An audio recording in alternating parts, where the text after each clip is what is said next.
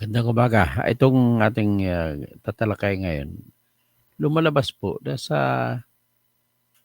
ang mga pangunahing lahat ng mga congressman na gustong i-impeach si Sara Duterte, pinakakurap sa flood control. Number one po si Aurelio Dong Gonzales. Ah, number one din si Arnan Panaligan na congressman sa 1st District ng Oriental Mindoro. Ang mga siyam niya ng mga diki ay wasak lahat. At makikita natin, puro lang pala walang bakal, buhos na ng simento na nakapatong na sa forma ng lupa. At, ay nako. O ito, tingnan natin tingnan natin ito pakita natin yung pumirma pakita muna natin si Elizalde ko. Si Aurelio Gonzales. Ayan. Yan number 2 pa siya sa pumirma. Number 1 diyan ang number 1 diyan si Sandro Marcos. Number 2 si Aurelio Gonzales. So number 3 si Manuel Jose Delipi. Corrupt din ito sa Zamboanga City. Tapos si Jordin Jesus Romualdo. Sobrang corrupt din itong kamigin na congressman na to. Si David, ito kung contractor na congressman, si David David J.J. Suarez sa 2nd District ng Quezon City. Ito isa si Jefferson Kunghon, ito yung nang-aagaw ng mga lupa doon sa Zambales. Corrupt din ito. Ito po ng mga pangunahin ng mga gustong matanggal si Sara Duterte. So magandang umaga, Ruby Palatao. So ito po ang ating nakikita. Ngayon, titingnan natin yung problema ni pang nananalasa. Sobra pa sa bagyo kung mananalasa ito si Gonzales. May alaga siyang kontraktor. Maliban sa siya kontraktor, may kontraktor din siya ng mga alaga. So ito, titingnan natin ang programa niya dun sa Arayat. O, kita mo mga Arayat, pang ginagatasan lang yung mga tao dun sa Arayat. Halatang halata po na yung kanyang mga tinatawag na mga sheet files na mga bakal na ibaon sa lupa, dapat ang nakabaon minimum of 5 meters. Ang binaon niya mga nasa 1 meter lang. Kaya kung hagip lang ng baha. So Alexander Bacuetes, mga for the boys. Pastor Rodi Rabi. O ito po, pakitingnan po natin yan si Aurelio Gonzales, yan ang pirma niya.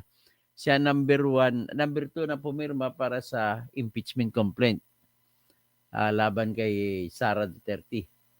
So,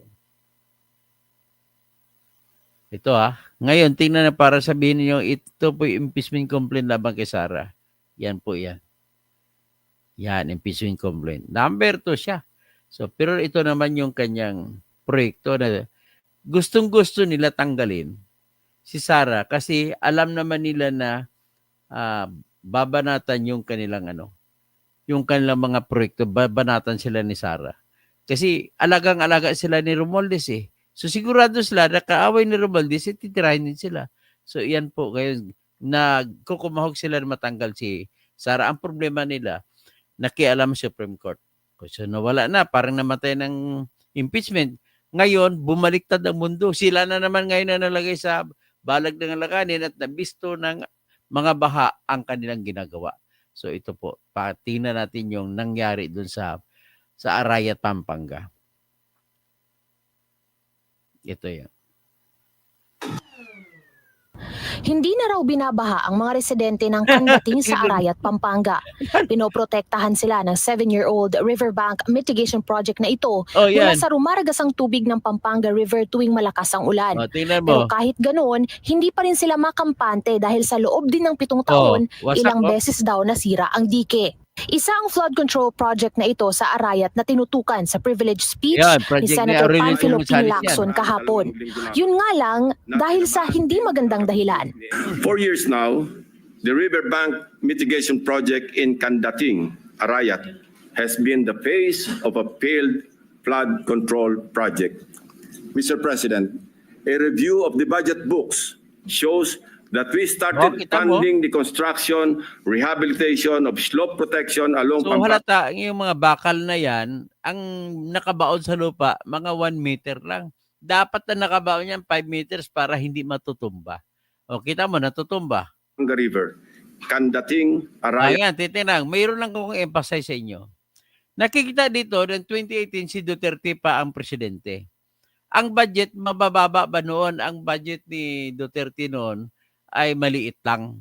So dito, 20 million lang. Pero pagdating ni Bongbong Marcos, 91 million na hanggang sa 2025. Ganon po katindi ang dating ng mga congressman sa panahon ni Bongbong, nananalasa sila. At Pampanga way back in 2018. Sa rundown ng senador, makikita na 20 million pesos ang ginastos ng pamahalaan sa Candating section ng project.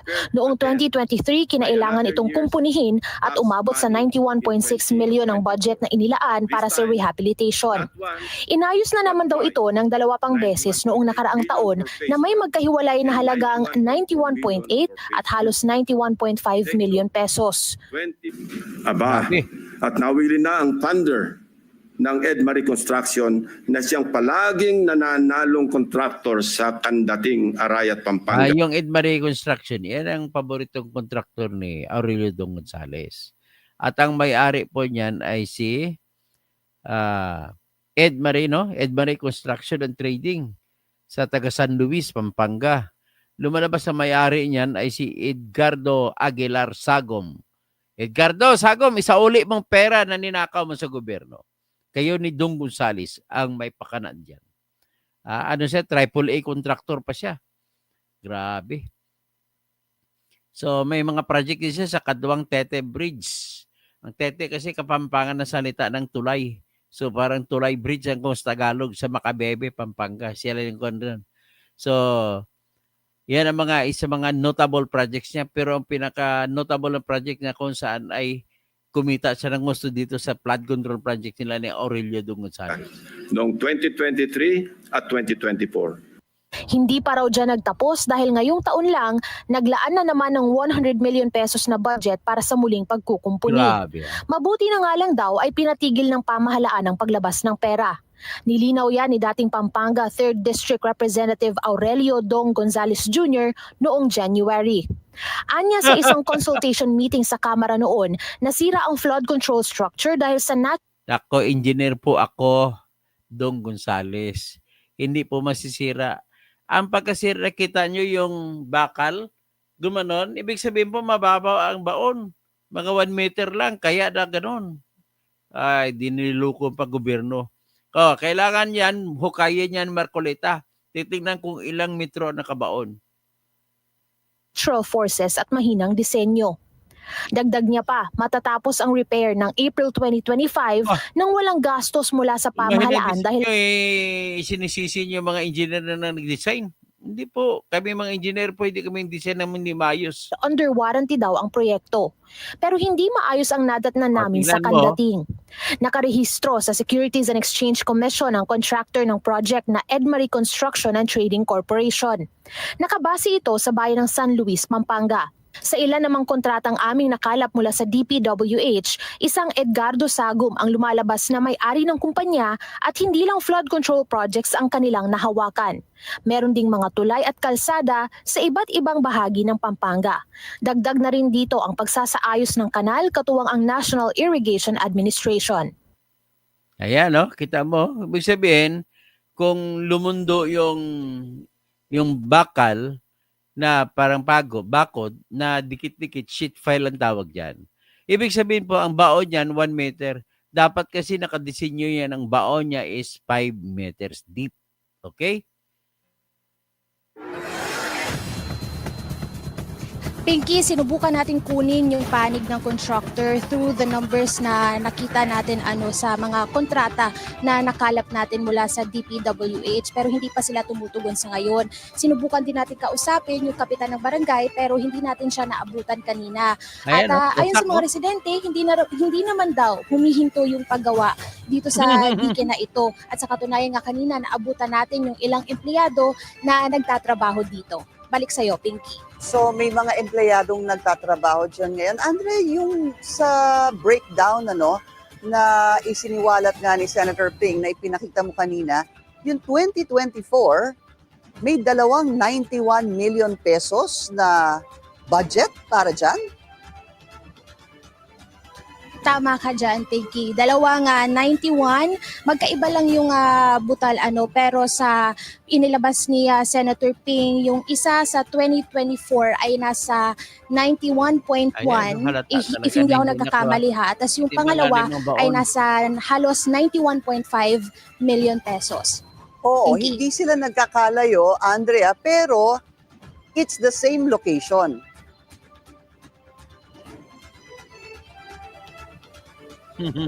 Yan, Pinky, ang hindi natin sigurado kasi nahahati sa phases ito at yung Okay. sinasabi ng mga residente okay daw yung phase na yun doon.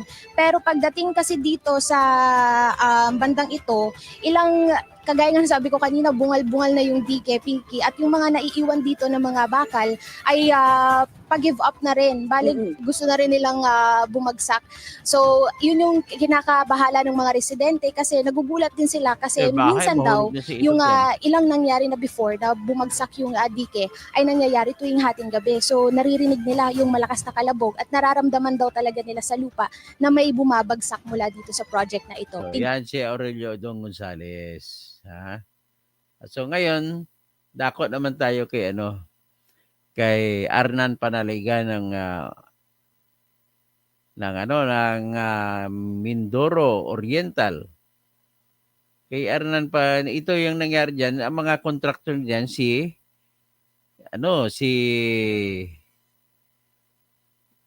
ang anim na project diyan si Sunwest. So, ito naman si Arnan Panaligan.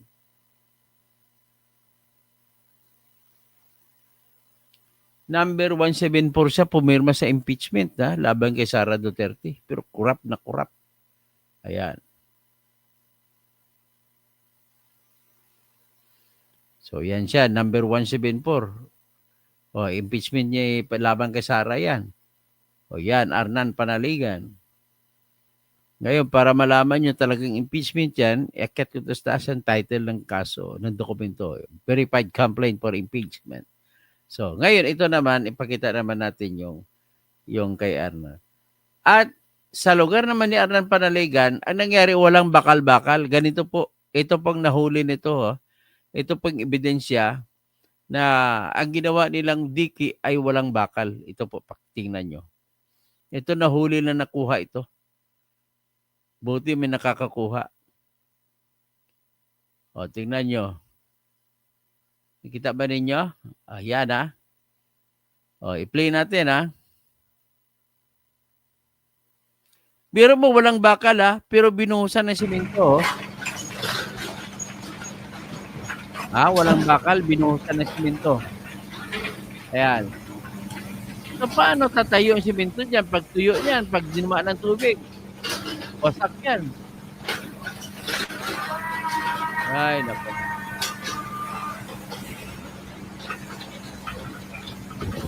Huling-huli, no? Huling-huli. Tapos ikakalat yun ng mga trabahante nila. Wala nang bakal-bakal, Kaya nagiba. Kaya sira yung duty dyan sa Oriental Mindoro.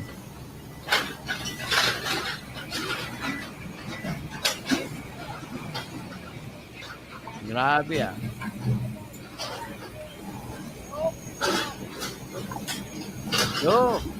grabe. Walang bakal. Ibakal mo, baby. Grabe.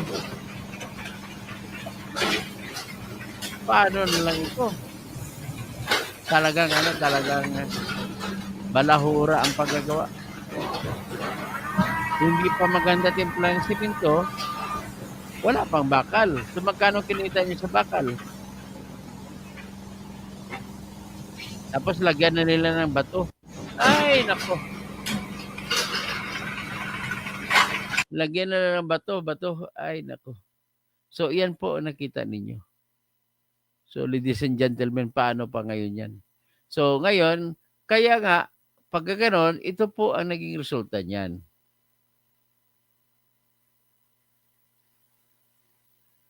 Ayan, tingnan nyo. Ang resulta niyan, nang masira ng baha, ito na po nakita na ninyo. Nakita na ni Governor Hormilito Dolor.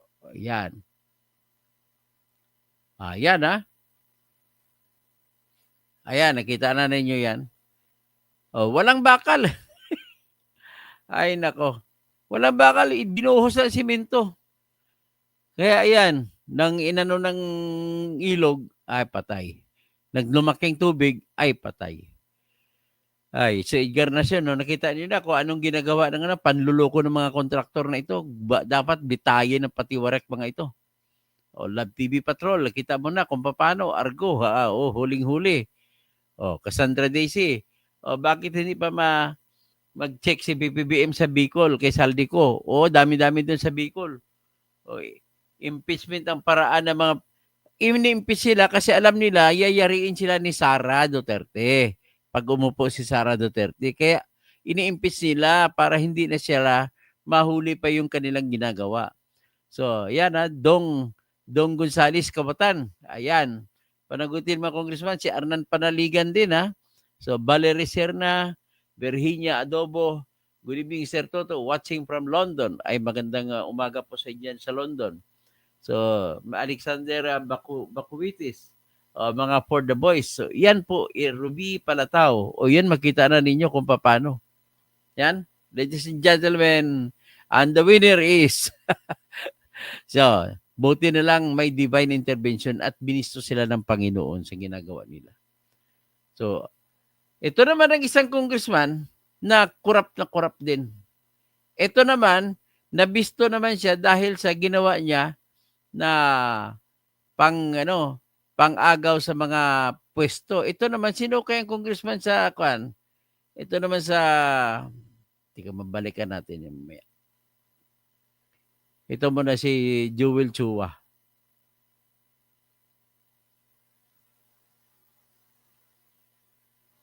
Ito naman si Joel Chua, kasi sobrang corrupt din. Akalain mo yung mga opisina ng mga gusali ng City of Manila para sa senior citizens, sa daycare center, giniba niya para sa kanyang project. Akalain mo ba naman yan? Anong klaseng yan? Anong klaseng opisyal ng bayan yan? Hindi pa siya humingi ng demolition permit. Ayan.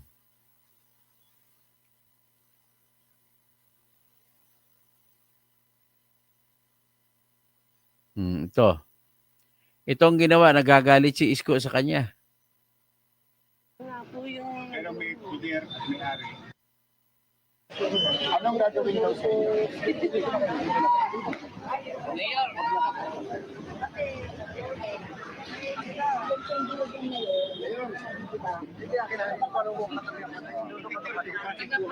Ito po, yung kwentong ito ay nagagalit si Mayor sapagkat ang makita niyo dyan yung may bakod sa loob. Gusali po yan ng mga senior citizens para sa senior citizens, para sa mga batang Maynila na walang bahay, pero giniba ni Chua, Congressman Chua na walang paalam.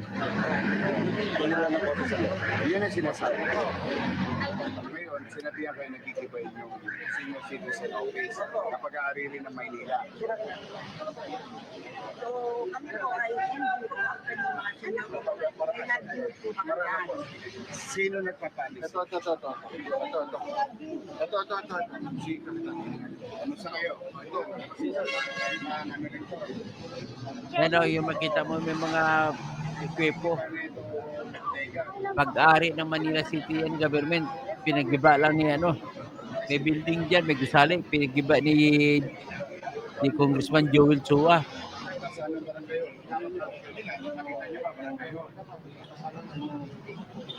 Tinatanong ni Isko, bakit hindi nila pinatigil, bakit hindi sinita ng mga kapitan hinanapan ng building permit o demolition permit?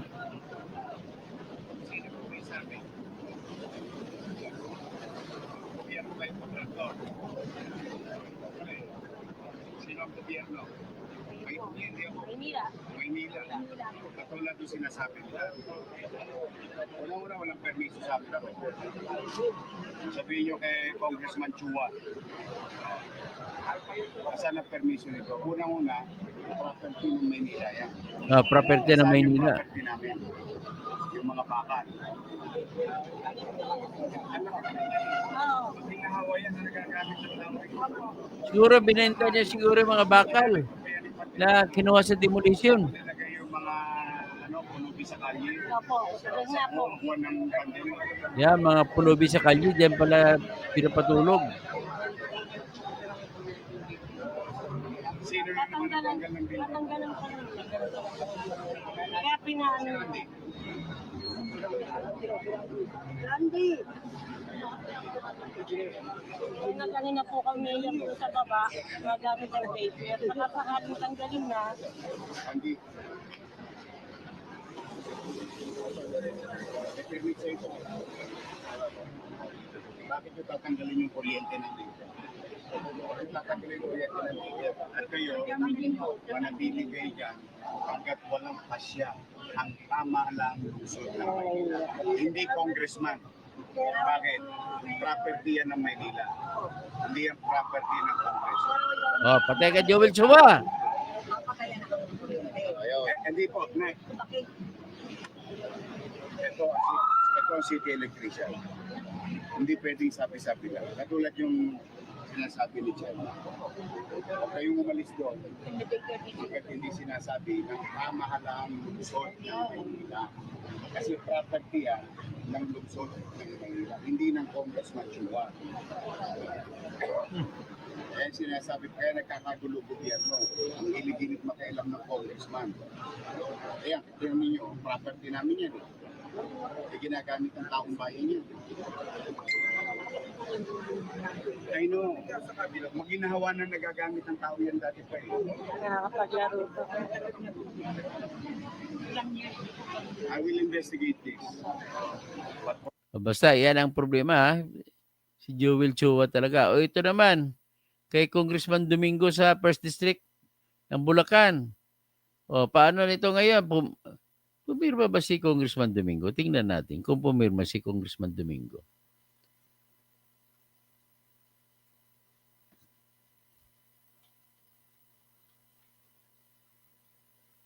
Lako. Danny Domingo, Bulacan. Pumirma siya number 152. Number 52. So, number 52 siya sa pumirma.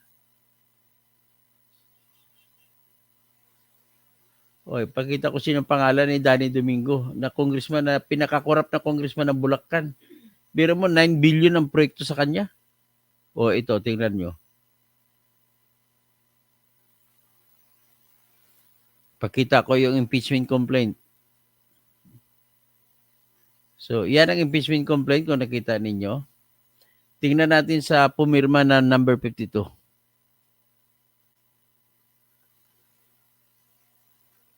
Yan. So, Danilo Domingo. Yan. 1st District ng Bulacan. Sama pa ng sulat, Mga sulat ng mga kawatan. Attorney Domingo. Ano yan? Ibig sabihin, ang lahat ng pumirma nito laban kay Sara, ito yung mga congressman na gusto nila mawala si Sara kasi hahabulin talaga sila at naging kakampi nila si Sara Duterte. Si Tambaluslos. Kaya Argo, sabi niya, kaya ayaw nila kay Inday, habulin sila. Si RBR naman, watching from Ireland. Wow. Okay, si Argo sulat ng kawatan, pangit. Love TV Patrol ulit. Okay, yan ha. Si Amoyong Engineer Toto, sana kung may people sa commission na itatayo yung Senate, sana isama ka sa mga mag-imbestiga. Ako talaga, susulat talaga ako sa Susulat talaga ako dyan sa magbubuluntir ako na mag-imbestiga talaga dapat. So Edgar Nacion, at hanggang dyan na muna tayo ngayon at pag-usapan naman natin ibang topic.